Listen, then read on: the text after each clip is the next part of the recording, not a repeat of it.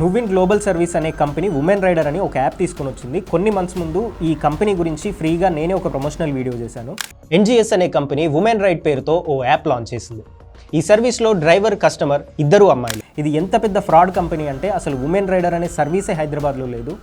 నేను వీడియో చేసినప్పుడు 15 to 20 డేస్లో సర్వీస్ స్టార్ట్ చేస్తామని నాతో చెప్పారు. ఆల్మోస్ట్ 6 మంత్స్ నుంచి చూస్తున్నా అసలు ఆ సర్వీసే లేదు. యాప్ ఇన్స్టాల్ చేసుకొని బుక్ చేసుకున్నా కూడా అబ్బాయిలే వస్తున్నారు. వాళ్ళు ఎక్కడికి తీసుకెళ్తారో ఏం చేస్తారో కూడా తెలియని సిచ్యువేషన్. యాప్ ఇన్స్టాల్ చేసుకున్న వాళ్ళందరి దగ్గర నుంచి వాళ్ళ పర్సనల్ డేటా, ఆధార్ డేటా తీసుకుంటున్నారు. చాలా డేంజరస్గా ఉన్నాయి వీళ్ళు చేసే పనులు. జాబ్ ఇస్తామని చెప్పి చాలామంది దగ్గర డబ్బులు తీసుకొని వాళ్ళకి జీతాలు ఇవ్వకుండా ఎంప్లాయీస్ని ఇబ్బంది పెడుతున్నారు.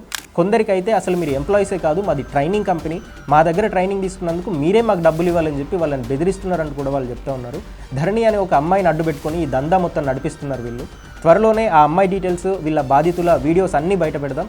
ఈ కంపెనీ కోసం నేను చేసిన వీడియో చూసి కొందరు నన్ను కాంటాక్ట్ అయితే ఈ విషయాలన్నీ బయటకు వచ్చాయి.